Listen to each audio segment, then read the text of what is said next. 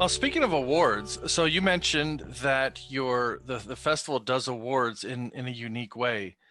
Can you explain how awards are done, how things are categorized, and how the selections are made? Yes.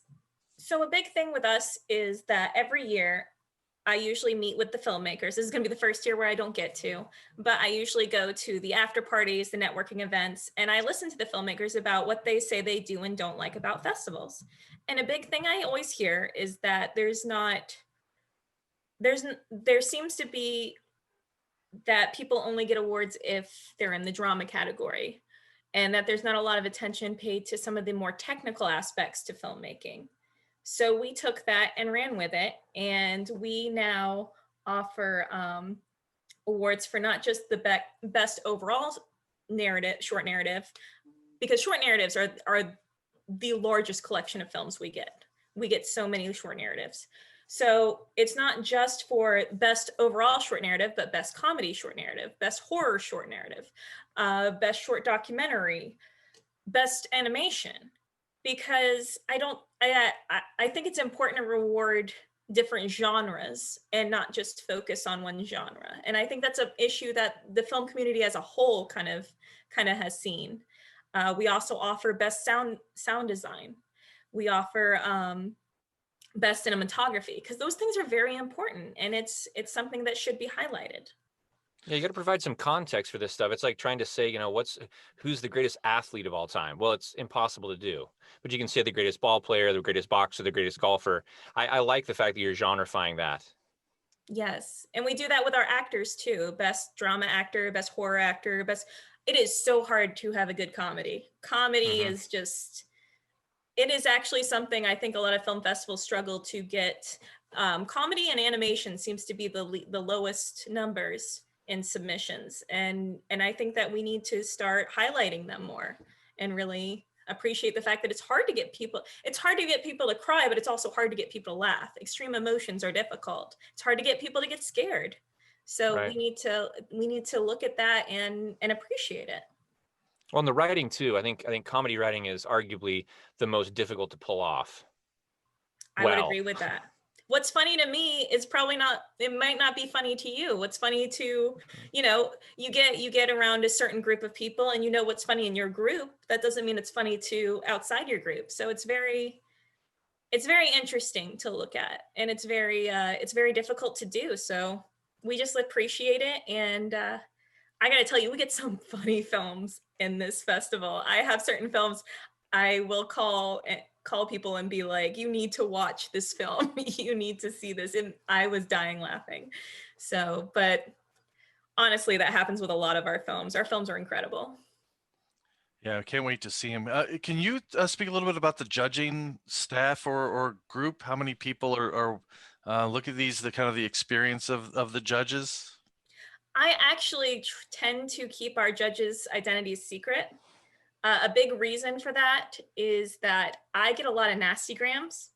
I have been called some names, and I get messages that are not very nice, and I don't want to subject anyone else to that. So I have a submission committee. I have them fill out a form when they watch a film, and they tell me what they think of the film, and they rate it. And then when we're done watching all the films, I take their top ones and I ask them to go through and pick for certain awards. There are number one, number two, number three choices. And I try to keep them all separated, but it's like herding cats. They're volunteers. And when it comes to technical awards, I end up usually wrangling somebody who is either in the industry or teaches film, or something like that is very important to me. I tend to be the tiebreaker. I tend to be the one that kind of if there's certain films sometimes we have to disqualify, and I tend to get those out because I do watch every single film from beginning to end. If it gets selected or not, I watch every single one. And so sometimes we have some that do things that makes them get disqualified. So I take those out before the submission committee watches those. But for the most part, everything else is mostly decided by other people, and I tend to determine between the two if we've got a tie. You're the vice president in a 50-50 Senate. Pretty much. Yeah. Yeah. So can you tell us a little bit about how the award winners will be announced and what kind of time frame? Is it right at the end of the weekend, or do you guys take a week or so and then announce? For everything except the audience award. The audience award is usually a day or two after. It usually is actually the day of Sunday. We usually are counting them up at the end of the day or whatever.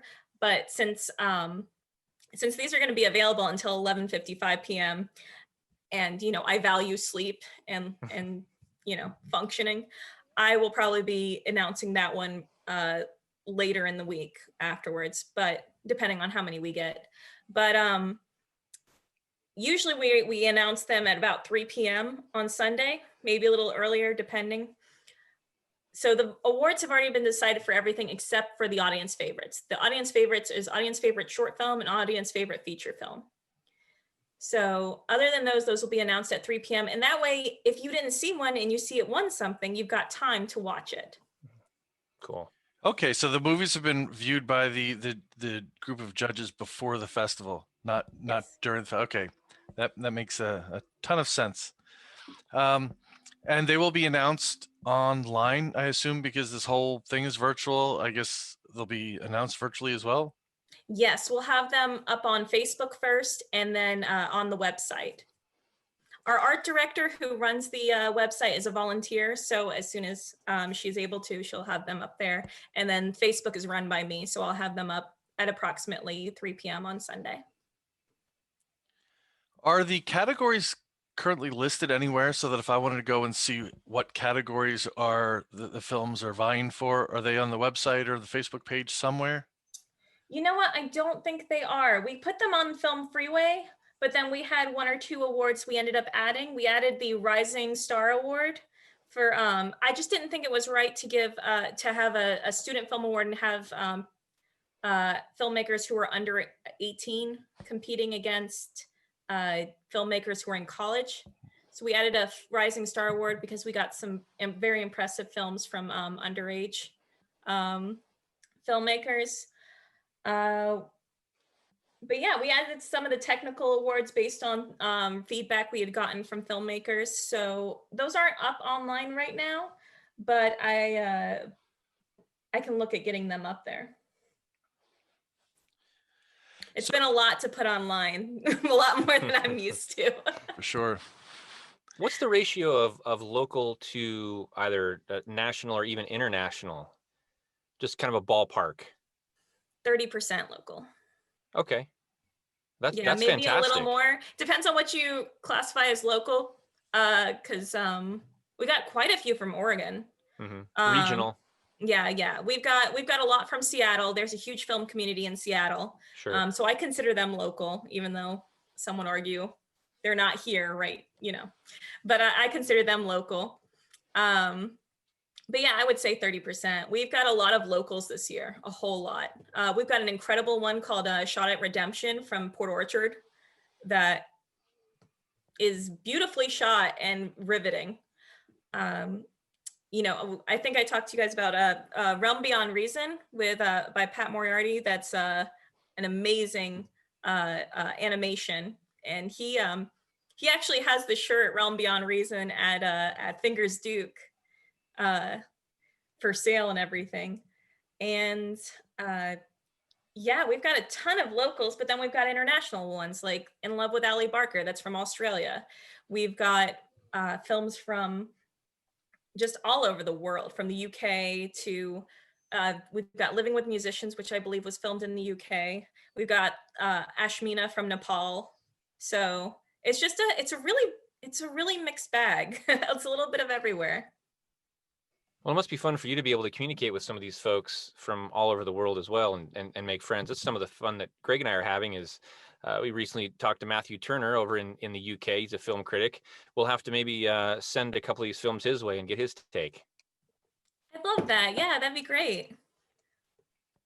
Yeah, it's been amazing. I think last year we actually had one called oh my goodness, I'm just blanking on the name. But it was about Romeo. It was Romeo and Juliet, and it was a school in Italy that was teaching Romeo and Juliet, but they made it more. They have a very large Catholic and Muslim community. And they started saying, well, what if Romeo was Muslim and Juliet was Catholic? And how would your families feel if you were dating someone of a different religion and everything? And they made it really personal for the students, had them act out some of the scenes, had the teachers and the parents act out some of the scenes. But we had people from Italy come for the film. Wow. And it was incredible. And it was at a Catholic school. So the person who came for the film was a nun. And she was so sweet. And it was so much fun to have her there. And it was just incredible. It was a lot of fun. We have people come from Canada. We have people submit from just all of Japan and Germany and Russia and just all over the world. And it's really cool to talk with them. And even if they can't come, they a lot of times they'll mail their flash drives or their information to me. And so I get mail from all over the country or all over the world. And it's incredible. It's incredible. And they work so hard on their films. And it's so amazing to see that they now know where Bremerton, Washington is. They now know about Kitsap County. Who would have guessed someone in Nepal would know about Kitsap County? A place they'll never forget. Yeah, I mean, it's just amazing to just have that connection all over the world. And you know what's really cool about getting films from all over the world is that we're all not that different. There's so many common themes that are just human. And that is probably my favorite thing about filmmaking, is seeing we're not that different. We're all dealing with the same things. We all want the same things. And you can really see those themes in filmmaking. You can really see it through their eyes and just take yourself out of it. Yeah, more that joins us than separates us, for sure. Yep. Exactly.